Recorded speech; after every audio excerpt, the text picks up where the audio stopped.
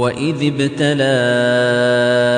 إِبْرَاهِيمَ رَبُّهُ بِكَلِمَاتٍ فَأَتَمَّهُنَّ قَالَ إِنِّي جَاعِلُكَ لِلنَّاسِ إِمَامًا قَالَ وَمِن ذُرِّيَّتِي قَالَ لَا يَنَالُ عَهْدِي الظَّالِمِينَ আৰু স্মৰণ কৰা যেতিয়া ইব্ৰাহিমক তেওঁৰ প্ৰতিপালকে কেইটামান বাণীৰ দ্বাৰা পৰীক্ষা কৰিছিল আৰু তেওঁ সেইবোৰ পূৰণ কৰিছিল। আল্লাহে ক'লে,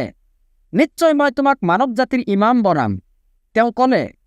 আৰু মোৰ বংশধৰসকলৰ পৰাও? তেতিয়া আল্লাহে ক'লে, মোৰ এই প্ৰতিশ্ৰুতি জালিমসকলক অন্তৰ্ভুক্ত নকৰিব। وَإِذْ جَعَلْنَا الْبَيْتَ مَثَابَةً لِلنَّاسِ وَأَمْنًا وَاتَّخِذُوا مِن مَّقَامِ إِبْرَاهِيمَ مُصَلًّى আৰু স্মৰণ কৰা যেতিয়া আমি কাবা ঘৰক মানৱ জাতিৰ মিলন কেন্দ্ৰ তথা নিৰাপত্তা স্থল বনালো আৰু আদেশ দিলো যে তোমালোকে মাকামে ইব্ৰাহিমক সালাতৰ স্থানৰূপে গ্ৰহণ কৰা। وَعَهِدْنَا إِلَىٰ إِبْرَاهِيمَ وَإِسْمَاعِيلَ أَن طَهِّرَا بَيْتِيَ لِلطَّائِفِينَ وَالْعَاكِفِينَ وَالرُّكَّعِ السُّجُودِ ইব্ৰাহিম আৰু ইছমাইলক দায়িত্ব দিছিলো যে তোমালোকে মোৰ ঘৰত তাৱাফকাৰী, এতেকাফকাৰী আৰু ৰুকু আৰু সাজদাকাৰীসকলৰ বাবে পবিত্ৰ ৰাখিবা। وَإِذْ قَالَ إِبْرَاهِيمُ رَبِّ اجْعَلْ هَٰذَا بَلَدًا آمِنًا وَارْزُقْ أَهْلَهُ مِنَ الثَّمَرَاتِ مَنْ آمَنَ مِنْهُم بِاللَّهِ وَالْيَوْمِ الْآخِرِ আৰু স্মৰণ কৰা যেতিয়া ইব্ৰাহিমে কৈছিল, হে মোৰ প্ৰতিপালক, ইয়াক তুমি নিৰাপদ চহৰ বনাই দিয়া আৰু ইয়াৰ অধিবাসীসকলৰ মাজত যিসকলে আল্লাহ আৰু শেষ দিৱসৰ প্ৰতি ইমান পোষণ কৰে তেওঁলোকক ফল-মূলৰ জীৱিকা প্ৰদান কৰা। আল্লাহে ক'লে, قَالَ وَمَن كَفَرَ فَأُمَتِّعُهُ قَلِيلًا ثُمَّ أَضْطَرُّهُ إِلَىٰ عَذَابِ النَّارِ وَبِئْسَ الْمَصِيرُ যে কুফৰি কৰিব তাকো মই অলপ সময়ৰ বাবে জীৱন উপভোগ কৰিবলৈ সুবিধা দিম, তাৰ পিছত মই তাক জুইৰ শাস্তি ভোগ কৰিবলৈ বাধ্য কৰাম, আৰু সেইটো কিমান যে নিকৃষ্ট প্ৰত্যাৱৰ্তন স্থল। وَإِذْ يَرْفَعُ إِبْرَاهِيمُ الْقَوَاعِدَ مِنَ الْبَيْتِ وَإِسْمَاعِيلُ رَبَّنَا تَقَبَّلْ مِنَّا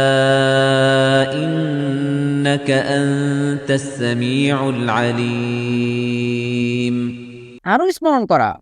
যেতিয়া ইব্ৰাহিম আৰু ইছমাইলে কাবা ঘৰৰ আধাৰশিলা স্থাপন কৰিছিল আৰু কৈছিল, হে আমাৰ প্ৰতিপালক, আমাৰ ফালৰ পৰা তুমি কবুল কৰা, নিশ্চয় তুমি সৰ্বশ্ৰোতা সৰ্বজ্ঞ। رَبَّنَا وَاجْعَلْنَا مُسْلِمَيْنِ لَكَ وَمِن ذُرِّيَّتِنَا أُمَّةً مُّسْلِمَةً لَكَ وَأَرِنَا مَنَاسِكَنَا وَتُبْ عَلَيْنَا إِنَّكَ أَنتَ التَّوَّابُ الرَّحِيمُ হে আমাৰ প্ৰতিপালক, আমাক উভয়কে তোমাৰ একান্ত অনুগত কৰা আৰু আমাৰ বংশধৰৰ পৰা তোমাৰ এটা অনুগত জাতি উত্থিত কৰা আৰু আমাক ইবাদতৰ নিয়ম পদ্ধতি দেখুৱাই দিয়া আৰু আমাৰ তওবা কবুল কৰা, নিশ্চয় তুমি অধিক তওবা গ্ৰহণকাৰী পৰম দয়ালু। رَبَّنَا وَابْعَثْ فِيهِمْ رَسُولًا مِّنْهُمْ يَتْلُو عَلَيْهِمْ آيَاتِكَ وَيُعَلِّمُهُمُ الْكِتَابَ وَالْحِكْمَةَ وَيُزَكِّيهِمْ إِنَّكَ أَنتَ الْعَزِيزُ الْحَكِيمُ হে আমাৰ প্ৰতিপালক, তুমি সিহঁতৰ মাজৰ পৰাই সিহঁতৰ ওচৰলৈ এজন ৰাসূল প্ৰেৰণ কৰা যিয়ে তোমাৰ আয়াতসমূহক সিহঁতৰ ওচৰত তিলাৱত কৰিব আৰু সিহঁতক কিতাপ আৰু হিকমতৰ শিক্ষা দিব আৰু সিহঁতক পৰিশুদ্ধ কৰিব, নিশ্চয় তুমি পৰাক্ৰমশালী প্ৰজ্ঞাময়। وَمَن يَرْغَبُ عَن مِّلَّةِ إِبْرَاهِيمَ إِلَّا مَن سَفِهَ نَفْسَهُ وَلَقَدِ اصْطَفَيْنَاهُ فِي الدُّنْيَا وَإِنَّهُ فِي الْآخِرَةِ لَمِنَ الصَّالِحِينَ ইব্ৰাহিমৰ মিল্লাতৰ পৰা কেৱল সেই ব্যক্তিয়ে বিমুখ হ'ব পাৰে যিয়ে নিজকে নিৰ্বোধ বনাই লৈছে। নিশ্চয় আমি তেওঁক পৃথিৱীত মনোনীত কৰিছিলোঁ আৰু আখিৰাততো তেওঁ সৎকৰ্মশীলসকলৰ অন্যতম হ'ব। إذ قال له ربه أسلم قال أسلمت لرب العالمين স্মৰণ কৰা যেতিয়া তেওঁৰ প্ৰতিপালকে তেওঁক কৈছিল তুমি আত্মসমৰ্পণ কৰা তেতিয়া তেওঁ কৈছিল মই বিশ্বজগতৰ প্ৰতিপালক আল্লাহৰ ওচৰত আত্মসমৰ্পণ কৰিলোঁ ووصى بها إبراهيم بنيه ويعقوب يا بني إن الله اصطفى لكم الدين فلا تموتن إلا وأنتم مسلمون ইব্ৰাহিম আৰু ইয়াকুবে তেওঁলোকৰ পুত্ৰসকলক ইয়াৰেই নিৰ্দেশ দি কৈছিল হে মোৰ পুত্ৰসকল নিশ্চয় আল্লাহে তোমালোকৰ বাবে এই দিনক মনোনীত কৰিছে এতেকে তোমালোকে আত্মসমৰ্পণকাৰী অৰ্থাৎ মুছলিম নোহোৱালৈকে মৃত্যুবৰণ নকৰিবা أم كنتم شهداء إذ حضر يعقوب الموت إذ قال لبنيه ما تعبدون من بعدي قالوا نعبد إلهك وإله آبائك ইয়াকুবৰ মৃত্যুৰ সময়ত তোমালোকে তাত উপস্থিত আছিলা নেকি তেওঁ যেতিয়া নিজ সন্তানসকলক কৈছিল মোৰ পিছত তোমালোকে কাৰ ইবাদত কৰিবা তেতিয়া সিহঁতে কৈছিল قالوا نعبد إلهك وإله آبائك إبراهيم وإسماعيل وإسحاق إلها واحدا ونحن له مسلمون আমি আপোনাৰ ইলাহ আৰু আপোনাৰ পিতৃপুৰুষ ইব্ৰাহিম ইছমাইল আৰু ইছহাকৰ ইলাহ সেই এজন ইলাহৰ ইবাদত কৰিম আৰু আমি তেওঁৰ ওচৰতে আত্মসমৰ্পণকাৰী تلك أمة قد خلت لها ما كسبت ولكم ما كسبتم ولا تسألون عما كانوا يعملون তেওঁলোক আছিল এনেকুৱা এটা জাতি যিসকল অতীত হৈ গৈছে তেওঁলোকে যি অৰ্জন কৰিছে সেয়া তেওঁলোকৰ বাবে আৰু তোমালোকে যি অৰ্জন কৰিছা সেয়া তোমালোকৰ বাবে আৰু তেওঁলোকে যি কৰিছিল সেই সম্পৰ্কে তোমালোকক খুদপুচ কৰা নহ'ব وقالوا كونوا هودا أو نصارى تهتدوا قل بل ملة إبراهيم حنيفا وما كان من المشركين আৰু সিহঁতে কয় তোমালোকে ইহুদী বা নাছাৰা হৈ যোৱা সঠিক পথ পাবা কোৱা বৰং আমি একনিষ্ঠ হৈ ইব্ৰাহিমৰ মিল্লাতৰ অনুসৰণ কৰিম আৰু তেওঁ মুশ্ৰিকসকলৰ অন্তৰ্ভুক্ত নাছিল قولوا آمنا بالله وما أنزل إلينا وما أنزل إلى إبراهيم وإسماعيل وإسحاق ويعقوب والأسباط তোমালোকে কোৱা আমি ইমান আনিছো আল্লাহৰ প্ৰতি আৰু যি আমাৰ প্ৰতি অৱতীৰ্ণ হৈছে লগতে তাৰ প্ৰতি ইমান আনিছো যি অৱতীৰ্ণ হৈছে ইব্ৰাহিম ইছমাইল ইছহাক ইয়াকুব আৰু তেওঁৰ বংশধৰসকলৰ প্ৰতি وإسحاق ويعقوب والأسباط وما أوتي موسى وعيسى وما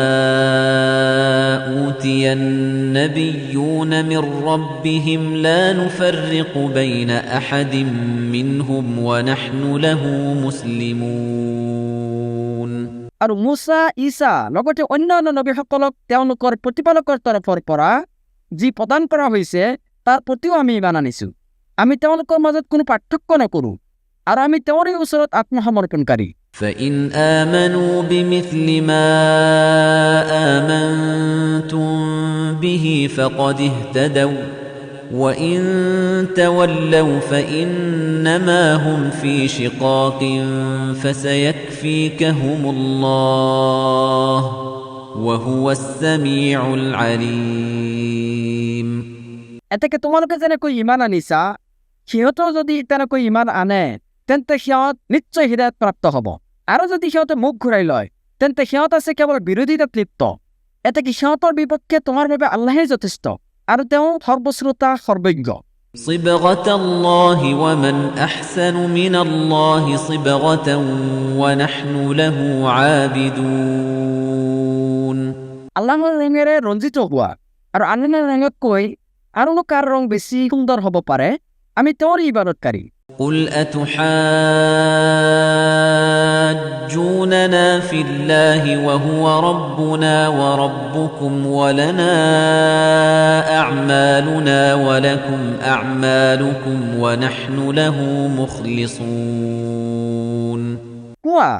আল্লাহ সম্পৰ্কে তোমালোকে আমাৰ লগত বিতৰ্কত লিপ্ত হ'ব বিচৰা নেকি অথচ তেওঁ আমাৰ প্ৰতিপালক আৰু তোমালোকৰো প্ৰতিপালক আমাৰ বাবে আমাৰ আমল আৰু তোমালোকৰ বাবে তোমালোকৰ আমল আৰু আমি তেওঁৰে প্ৰতি একনিষ্ঠ أم تقولون إن إبراهيم وإسماعيل وإسحاق ويعقوب والأسباط كانوا هودا أو نصارى তোমালোকে এইটো ক'ব বিচৰা নেকি যে ইব্ৰাহিম ইছমাইল ইছহাক ইয়াকুব قل أأنتم أعلم أم الله ومن أظلم ممن